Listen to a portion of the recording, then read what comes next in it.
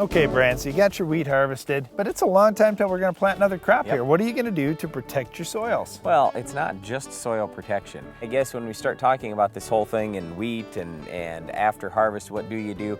We want to get into cover crops. We think it's one of the most underutilized technologies there is on the farm today. And you know, Darren, I even had to get notes out because I started writing down, well, let me think about all the reasons why I should use a cover crop. And there were so many, I didn't want to forget something. Oh my goodness. So, okay, let's hear your list. Here's my list. Okay, so you talk about soil protection and erosion reduction was at the top of my list. So that was number one. Then it was increase soil organic matter. Capture, recycle, and redistribute nutrients in the soil profile. In other words, it makes nutrients more available to the next crop. Promote biological nitrogen fixation, weed suppression, provide supplemental hay or grazing. Use or conserve soil water. Now, it could go either way. You can either use it or you can conserve it depending on which cover crop you pick. Reduce soil compaction, salinity tolerance, attract beneficial insects, mycorrhizal fungi association. Plus, it's just fun. It's fun to have something growing out there. All right, well, there's a lot of things on the list there. Now, let's talk about this list just a little bit, because when you've got all those different things, you certainly aren't going to get that out of just one plant, are you? Yep. And that's the whole thing. Most farmers who are planting cover crops are putting together 2, 3, 4 different seeds, and they're planting that out there.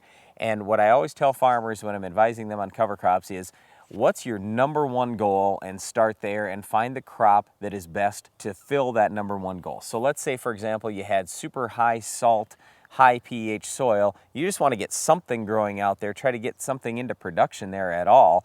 Well, then you might pick something like barley that has good tolerance. That makes some sense, Brian, but wouldn't you just start with something really basic like, hey, you know what, we just had a grass crop out here, wheat. Yep. Why don't I just look for some broadleaves so I have different bugs, different diseases, all those things. I don't want to have the same thing out here, because what if you plant winter wheat again, which you're probably going to in this particular ground that we're on? Well, it just depends. Okay, so let's say, for example, that with this wheat crop, my next crop was going to be soybeans. Well, then why would I want to put a broadleaf crop in when my next crop is going to be soybeans?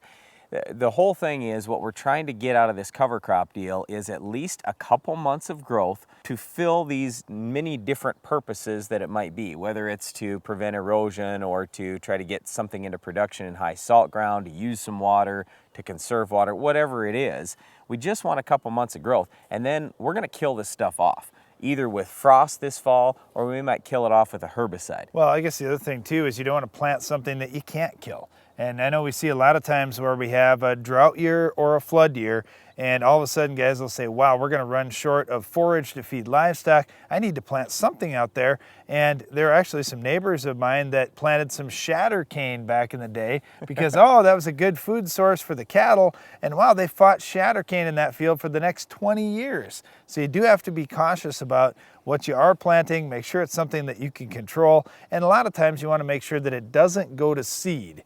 If you plant the right cover crop mix, work with a reputable firm, you can find something that yes, in my 60 days that I'm going to grow this crop out before I seed something else in there or before winter kills it off, it's not going to go to seed and I'm not going to have a problem next year. Okay, when you talk about this reputable firm thing, what my opinion is you need to be talking to an agronomist. I mean, a good agronomist about what cover crops you're going to put in. Sometimes seed companies, they're just trying to sell whatever seed they have, whatever cover crop blend that they have.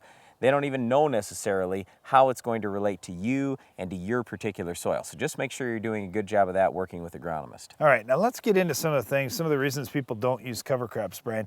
One would be, all right, we're in South Dakota and it's really dry. If I plant another crop, it's just gonna suck all the water out. Yeah, and that was one of the things that I always believed too. But when you stop and think about it a little bit, where is that water going? The water's going into the crop, and that crop's just going to stay there. We're not taking any grain off or anything in most cases. I mean, of course, if you want to feed it to livestock, that's a little different deal. But in our case, we're just going to leave it out in the field.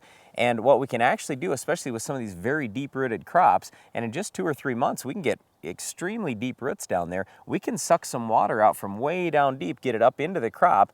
Then when that crop dies off, we've got moisture that's actually relatively close to the soil. We're not overall going to remove moisture from the soil with the different crops that we might pick. All right, well, what about nutrients? That's the other thing that we hear Yep. from a lot of guys is, well, you know, I don't want to take all the fertilizer out of my soil with this crop. Yep, here again, if let's say you get a crop that you don't normally raise, it might be able to extract some extra nutrients that a wheat crop might not be able to get or a soybean crop might not be able to get. It can extract those nutrients, get it into the crop and making that crop. Well, when you leave that crop, that cover crop out in the field, you just destroy it, till it under, just let it die, kill it off, whatever it is, then you're going to have those nutrients pretty readily available when that residue breaks down. So it's actually going to help you in terms of nutrients, not hurt you. Well, there's certainly many reasons why you may consider using a cover crop. We certainly feel it's one of the most underutilized farming techniques across the country. We think there's a lot of benefits there, and we think more people are going to do it in the coming years. Well, we do think seeding a cover crop is a good thing to do, as long as it doesn't contain our Weed of the Week. We'll show you how to stop this tough weed coming up later in the show.